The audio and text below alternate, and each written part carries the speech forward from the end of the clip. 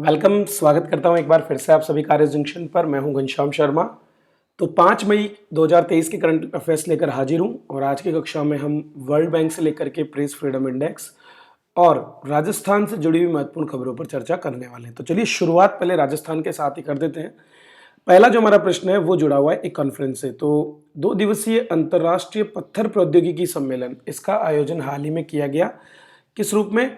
Global stone technology forum 2023। और इस बार इस फोरम का आयोजन किया गया राजसमंद में। तो दोस्तों, चूंकि आप जानते हैं कि राजस्थान की जो इकोनॉमी है, खासकर हमारा जो एक्सपोर्ट और उत्पादन है, जो जितना भी खनन से जुड़ा हुआ, उसमें पत्थर की बहुत बड़ी भूमिका है और अलग अलग तरह के विभिन्न प्रकार के पत्थर जो हैं हमारे यहाँ पाए जाते हैं, जिनसे कई प्रकार के हस्तशिल्प भी बनते हैं। तो इसी क्रम में इस उद्योग को प्रोत्साहन करने के लिए और विदेशों के जो लोग हैं उनको हमारे इस उद्योग से जोड़ने और फिर उससे लाभ कमाने हेतु ये एक ग्लोबल स्टोन टेक्नोलॉजी फोरम की शुरुआत यहाँ पर की गई है। तो centre for development of stone, जिसका नाम सीडोस है शॉर्ट में, उसके द्वारा ये कार्यक्रम आयोजित किया गया, जिसमें स्थानीय मार्बल, ग्रेनाइट और बाकी जितने भी हमारे पत्थर से जुड़े जो उद्योग हैं उनके उद्यमियों ने भाग लिया। और इसका आयोजन कहाँ पर हुआ? राजसमंद में। तो यहाँ से एक सीधा प्रश्न आपको स्टैटिक पोर्शन से आ जाएगा। चलिए अगला प्रश्न देखते हैं। राजस्थान के पहले सेंटर ऑफ जीनोमिक्स एक्सीलेंस की शुरुआत कहाँ पर की गई है? तो जयपुर में दोस्तों अपेक्स नामक एक हॉस्पिटल है जहाँ पर राजस्थान का पहला सेंटर ऑफ जीनोमिक्स एक्सीलेंस शुरू किया गया है। अपने आप में ये इसलिए महत्वपूर्ण है क्योंकि जीनोमिक्स के क्षेत्र में वर्तमान में काफ़ी अनुसंधान चल रहे हैं और इस तरह का डेडिकेटेड सेंटर होने से इसका लाभ हमारे यहाँ के नागरिकों को मिलने वाला है। पूना की एक जिनसिको health care private limited company है, उसके साथ मिलकर के शुरू किया गया है और इस सेंटर पर जो डीएनए टेस्टिंग की जाती है उसकी नई तकनीक के जरिए किसी भी व्यक्ति का जो शरीर का कॉन्स्टिट्यूशन, उसकी बनावट और जो कल्चर है उसकी जानकारी मिल पाएगी। इससे क्या होगा कि उस व्यक्ति को कोई भी दवाई या कोई भी बीमारी जो है उसका इलाज करने के लिए किस तरह से मेडिसिन दी जानी चाहिए, कौन सी दवाई दी जानी चाहिए, ये सारा पता लग जाएगा ताकि टारगेटेड ड्रग डिलीवरी के साथ में बेहतर इलाज उनका हो पाएगा। तो सेंटर ऑफ जीनोमिक एक्सीलेंस यहाँ पर शुरू किया गया है। अगली प्रश्न की बात करते हैं। तो डॉक्यूमेंट्री फिल्म बनाई गई है एक चंबल की चिट्ठी और इसको कल लॉन्च किया गया। वाटरमैन हमारे यहाँ जो है राजेंद्र सिंह, उनके द्वारा। तो इसका संबंध किस योजना से है? इसका संबंध है पूर्वी राजस्थान नहर परियोजना से। ये योजना क्या है उस पर हम अभी चर्चा करते हैं, लेकिन पहले देख लेते हैं ये डॉक्यूमेंट्री क्या है। तो रामनिवास मीना नामक एक सामाजिक कार्यकर्ता है, उन्होंने ये फिल्म चंबल की चिट्ठी जो है वो बनाई है और इसको मैग्सेसे पुरस्कार विजेता राजेंद्र सिंह और फिल्म अभिनेत्री युविका चौधरी ने लॉन्च किया। इस पूरी की पूरी डॉक्यूमेंट्री में हमारा जो पूर्वी राजस्थान है उसके 13 जिलों में जो ERCP, eastern Rajasthan canal project, जिसको हम लॉन्च कर चुके हैं और जिस पर काम चल रहा है लगातार, उसके बारे में इसमें दर्शाने का प्रयास किया गया कि कैसे ये योजना राजस्थान के लिए बहुत ही महत्वपूर्ण है। ईआरसीपी पर पहले प्रश्न भी आरएस परीक्षा में पूछा जा चुका है। तो राजस्थान के 13 जिलों के लिए पेयजल सिंचाई का ये जो है काम कर रही है। 2051 तक राज्य के इस क्षेत्र में जो पेयजल की उपलब्धता है उसको सुनिश्चित करने का प्रयास किया जाएगा और इसके साथ साथ चंबल नदी जो है उसके जल का भरपूर प्रयोग करते हुए 2 लाख हेक्टेयर क्षेत्र में सिंचाई की सुविधा भी उपलब्ध कराई जाएगी। अगर इस योजना के प्रावधानों की बात करें तो इस योजना में क्या किया जाएगा, जो हमारी सदाबहार चंबल नदी है उसकी जितनी भी सहायक नदियां हैं उन पर बांध बना करके और नहर के माध्यम से उस पानी को मौसमी बनास नदी और उसकी जो सहायक नदियां हैं मोरेल, बाणगंगा, पार्वती और गंभीरी, उन सभी नदियों में ट्रांसफ़र किया जाएगा ताकि नदियों के माध्यम से जल की उपलब्धता इन क्षेत्रों में सुनिश्चित हो सके। इसका पहला चरण अभी चल रहा है जिसमें नवनेरा, गलवा, बिसलपुर, ईसरदा लिंक, कूल नदी पर रामगढ़ बैराज और पार्वती नदी पर महल बैराज बनाने का काम वर्तमान में किया जा रहा है। इसके अलावा इसके लिए मैसर्स वैपकोस लिमिटेड गुरुग्राम से कंसल्टेंसी सेवाएं ली जा रही है। 15,000 करोड़ रुपए वर्तमान में इस योजना के अंतर्गत निवेशित है, जिस पर लगातार काम किया जा रहा है। चलिए अगला प्रश्न देखते हैं। भिक्षावृत्ति उन्मूलन के लिए एक विशेष अभियान उमंग वन की शुरुआत की गई हाल ही में 12 जिले में। तो अलग अलग जिलों में इस तरह के अभियान चलते हैं। जयपुर में पहले भोर नामक अभियान चलाया गया था जिस पर प्रश्न भी आरएसएम एसएसबी के द्वारा पूछा गया था। तो 12 जिले में भिक्षावृत्ति उन्मूलन के लिए पुलिस मानव तस्करी यूनिट, आरपीएफ जो रेलवे की प्रोटेक्शन फोर्स है, और चाइल्ड हेल्पलाइन, ये सभी मिलकर के काम कर रहे हैं ताकि अलग अलग स्थानों पर जो बच्चों से भिक्षावृत्ति की जाती है उसको बंद करके और उन बच्चों का पुनर्वास करके उनको शिक्षा और रहने के लिए आवास संबंधी सुविधाएं उपलब्ध कराई जा सके। तो 31 मई तक ये अभियान होगा और इसके माध्यम से इन बच्चों का पुनर्वास होगा ताकि न केवल बच्चों के अधिकारों का संरक्षण किया जा सके बल्कि मानव अंगों की तस्करी जो होती है उस पर भी रोक लगाई जा सके। तो ये विशेष अभियान उमंग वन के नाम से 12 जिले में शुरू किया गया है। आगे बढ़ने से पहले दोस्तों, हमारे आप में से कई छात्र ऐसे होंगे जो रेगुलर क्लास नहीं देख पाते हैं, तो वो चाहे तो पीडीएफ में हमारे जो ये सभी नोट्स हैं उनको प्राप्त कर सकते हैं।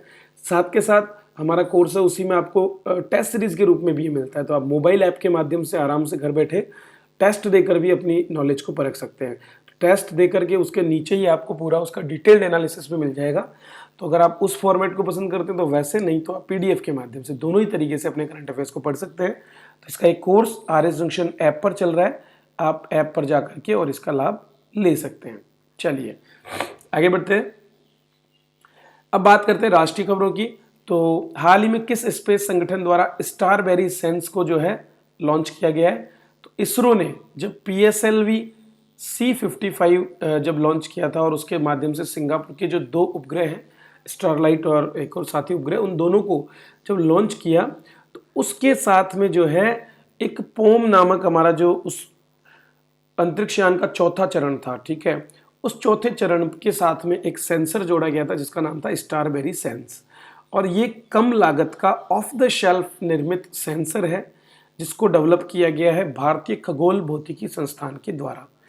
ये जो सेंसर है इसका काम क्या है? ये सेंसर जो है इमेजेस लेता है अंतरिक्ष में और फिर जो हमारा स्थानीय सर्वर है उस पर उपलब्ध इमेजेस से इसकी तुलना करके और जो पोम नामक जो हमारा मॉड्यूल है उसका ओरिएंटेशन को देखता है कि किधर है, और अगर उसमें कोई गड़बड़ है तो उस ओरिएंटेशन को सही करने का काम ये सेंसर करता है।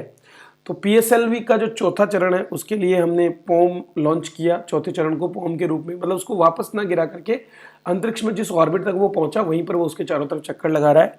इस पर मैंने मेरी पिछली क्लास में भी आपको काफ़ी डिटेल में चर्चा की थी। तो स्टारबेरी सेंस का आपको ध्यान रखना है कि ये PSLV C55 द्वारा लॉन्च पोम मॉड्यूल पर लगा हुआ है, ठीक है। चलिए अगला प्रश्न देखते हैं। भारत की पहली अंतः समुद्रीय सुरंग का निर्माण किस शहर में किया जा रहा है? तो दोस्तों सपनों की नगरी मुंबई जो है वहाँ पर इस सुरंग का निर्माण किया जा रहा है ताकि जो यातायात में समय है उसको कम किया जा सके। वृहन मुंबई नगर निगम जो है उसके द्वारा मुंबई तटीय सड़क परियोजना पर काम किया जा रहा है और उसी के क्रम में ये जुड़वा सुरंग बनाई गई है। सुरंग लगभग 10 किलोमीटर लंबी तटीय सड़क परियोजना का हिस्सा है और ये मरीन ड्राइव को बांद्रा वर्ली सी लिंक से जोड़ती है। अगर हम इसको देखें तो आप देख सकते हो ये एक टनल बनाई गई है और इसका एक सेक्शन हमारे अरब सागर में है। तो लगभग 2 किलोमीटर लंबी ये टनल है और इसका 1 किलोमीटर एरिया पानी के नीचे लगभग 17 से 20 मीटर नीचे है, ठीक है। तो ये टनल स्टार्ट होती है गिरगांव से और कहाँ जाएगी? ये ब्रीच कैंडी तक जाती है, ठीक है। तो गिरगांव से लेकर ब्रीच कैंडी के बीच में इस टनल का निर्माण किया गया है और इसका एक हिस्सा समुद्र के नीचे से होकर के गुजरता है। ये पहली ऐसी सुरंग है जो समुद्र के नीचे से होकर के गुजरती है। चलिए अगला प्रश्न देखते हैं। भारतीय मूल के अजय बंगा को हाल ही में जो है विश्व बैंक का अध्यक्ष चुना गया है। तो पहले भी हमने इस पर चर्चा की थी कि उनको बनाने के लिए नामित किया गया था अमेरिका के राष्ट्रपति के द्वारा। एकमात्र नॉमिनेशन था, तो डेविड मालपास जो वर्तमान अध्यक्ष है उनका ये जगह लेंगे। 2 जून से अपने पद को ये ज्वाइन करने वाले हैं। इनकी बात करें तो इनका जन्म पुणे में हुआ था और इनके पिता एक ऑफिसर थे आर्मी में। इन्होंने IIM अहमदाबाद से अपनी शिक्षा पूरी की और उसके बाद में ये अमेरिका चले गए। वहाँ पर पैप्सिको से लेकर के बहुत बड़ी बड़ी कंपनियों में इन्होंने जिम्मेदारी संभाली और अब ये जनरल अटलांटिक में वर्तमान में उपाध्यक्ष के रूप में काम कर रहे हैं और अब इनको मौका दिया गया विश्व बैंक में। चलिए इसी मुद्दे पर थोड़ा सा विश्व बैंक को भी समझ लेते हैं। तो विश्व बैंक की शुरुआत की अगर हम बात करें तो दोस्तों जब द्वितीय विश्व युद्ध चल रहा था उसी समय जुलाई 1944 में विश्व युद्ध के खत्म होने से लगभग 1 साल पहले एक कॉन्फ्रेंस का आयोजन किया गया था जिसका नाम है ब्रेटन वुड्स कॉन्फ्रेंस। तो अमेरिका में जो है इस कॉन्फ्रेंस को आयोजित किया गया था ताकि भविष्य में जब युद्ध खत्म हो जाएगा तो उसके बाद विश्व को वापस से आर्थिक रूप से तैयार करने के लिए क्या क्या योजनाएं चलाई जाएंगी, कैसे काम किया जाएगा, उसका निर्णय लिया जाना था। और इस ब्रेटन वुड्स सम्मेलन के फलस्वरूप दो संस्थान सामने आए थे। एक संस्थान था इंटरनेशनल मॉनेटरी फंड IMF, जो कि एक प्राइमरी संस्थान था, और सेकेंडरी संस्थान के रूप में international bank for reconstruction and development का निर्माण किया गया था। तो ये दो संस्थान थे, जिनमें से दूसरा जो IBRD है, यही बाद में जाकर के विश्व बैंक बना है। तो 5 अभी संस्थान इस विश्व बैंक के रूप में काम कर रहे हैं, पांचों इसके अंग हैं। पहला है IBRD, जो सबसे पहले बना। इसका काम है सरकार के साथ मिलकर के काम करना। तो इसमें देखो जो $1025 से लेकर $6055 तक पर कैपिटा इनकम वाली कंट्रीज हैं, उनको ये टेक्निकल असिस्टेंस, लोन और पॉलिसी एडवाइस देता है। ठीक है, IBRD। एक और संस्थान इंटरनेशनल डेवलपमेंट एसोसिएशन के रूप में 1960 में स्थापित किया गया है। तो IBRD पहले था। IDA इसलिए किया गया ताकि कम कैपिटा इनकम वाले, जिनको ज़्यादा ज़रूरत है, उनको इंटरेस्ट फ्री लोन दिए जा सके, और बाकी जो दो काम, पॉलिसी एडवाइस और टेक्निकल असिस्टेंस, वो भी दिया जा सके। लेकिन शर्त क्या है कि इनकी पर कैपिटा इनकम $1025 से कम होनी चाहिए। फिर इसके बाद में प्राइवेट सेक्टर को मदद करने के लिए IFC या इंटरनेशनल फाइनेंस कॉर्पोरेशन बनाया गया 1956 में, और इसका काम है प्राइवेट कंपनी जो इसके मेंबर कंट्रीज हैं उनको ये मदद कर सके। वर्तमान में विश्व बैंक में 189 मेंबर्स हैं, ये भी आपको ध्यान रखना है। तो इनको लॉन्ग टर्म के लोन्स और इक्विटी से रिलेटेड बहुत सी मदद इसके द्वारा कराई जाती है। फिर एक और बनाया गया MIGA, multilateral investment and guarantee agency. तो मान लीजिए एक विश्व विकसित देश के अंदर कोई कंपनी है जो अपना पैसा निवेश करना चाहती है किसी दूसरे देश में, तो ऐसे में ये MIGA क्या करती है, बीच में क्या है कि एक तरह से पॉलिटिकल इन्वेस्टमेंट रिस्क मैनेजमेंट का काम करती है। मतलब इस देश में निवेश करना है, ये विकसित देश है, इसकी कंपनी ये निवेश करना चाहती है, तो MIGA बीच में क्या करेगा, एक तरह से उसको गारंटी देगा कि नहीं, हाँ तुम हमारी तरफ से इसको इन्वेस्ट करो, पैसा तुम्हारा होगा, गारंटी हम देते हैं। इसके बाद में दोस्तों निवेश को लेकर के आने वाले जितने भी डिस्प्यूट्स हैं उनको भी इनमें सुलझाने के लिए 1966 में international centre for settlement and investment dispute ISET जो है उसकी स्थापना की गई, ताकि जितने भी डिस्प्यूट है उनका सेटलमेंट किया जा सके। तो ये 5 अलग अलग संस्थान हैं, जिनमें से 2 सरकार को मदद करते हैं, एक प्राइवेट सेक्टर को, और एक प्राइवेट प्लेयर्स को, और एक डिस्प्यूट से रिलेटेड काम करता है। ये विश्व बैंक का पूरा ढांचा आप समझ सकते हैं। चलिए आगे बढ़ते हैं और बात करते हैं अगले प्रश्न की, बहुत इंपॉर्टेंट है। विश्व प्रेस स्वतंत्रता सूचकांक 2023 जारी कर दिया गया है 3 मई को, विश्व प्रेस स्वतंत्रता दिवस पर। तो मैंने पहले आपको 2022 का सूचकांक भी बताया था कुछ दिन पहले। तो अब 2023 का सूचकांक आ गया, उसमें हम 150वें स्थान पर थे और 11 स्थान फिसल करके अब 161वें स्थान पर आ गए हैं। हमारे स्थान पर कौन आ गया है, पाकिस्तान अब जो है हमारे स्थान पर आ गया है। ठीक है, तो पाकिस्तान का भी विश्व प्रेस स्वतंत्रता सूचकांक हमसे बेहतर है, तो ये एक बहुत अजूबे वाली बात है, खैर हो सकता है। चलिए 3 मई को रिपोर्टर्स विदाउट बॉर्डर्स द्वारा जो है, जो कि एक गैर सरकारी संगठन है, उसने ये सूचकांक जारी किया, और भारत का जो सूचकांक का अंक है वो 36 अंक है, और इसके साथ भारत 161वें स्थान पर 180 देशों में। तो 11 अंकों की रैंक हमारी गिरी है। नॉर्वे, आयरलैंड, डेनमार्क सबसे ऊपरी स्थानों पर है, और वियतनाम, चीन और उत्तर कोरिया सबसे नीचे हैं। भारत की बात करें तो 2016 से ही हमारी रैंकिंग गिर रही है, और 133वें स्थान से हम 161वें स्थान पर आ गए हैं। सेंसरशिप, मीडिया की स्वतंत्रता और पत्रकारों की सुरक्षा, ये कुछ मुद्दे हैं जिनके आधार पर ये रैंकिंग दी जाती है। इस रैंकिंग की डिटेल आप यहाँ पर देख सकते हैं, किस किस देश को सबसे ऊपरी स्कोर मिला है और किसको सबसे नीचे का स्कोर मिला है। तो ये था दोस्तों आज के करंट अफेयर्स का अंक, जिसमें हमने महत्वपूर्ण प्रश्नों पर बात की। इसी तरह बने रहिए हमारे साथ, क्योंकि हमारे current affair to the topic होते हैं, RAS परीक्षा को लेकर ओरिएंटेड होते हैं, और हम कोशिश करते हैं कि आपके सिलेबस के ज़्यादातर टॉपिक हम करंट अफेयर्स में ही कवर करवा सकें। तो ये डेली करंट अफेयर आपके लिए एक बूस्टर है, आप रेगुलर इसे देखते रहें और इसी तरह हमारे साथ बने रहें। वीडियो देखने के लिए आप सभी का बहुत बहुत धन्यवाद।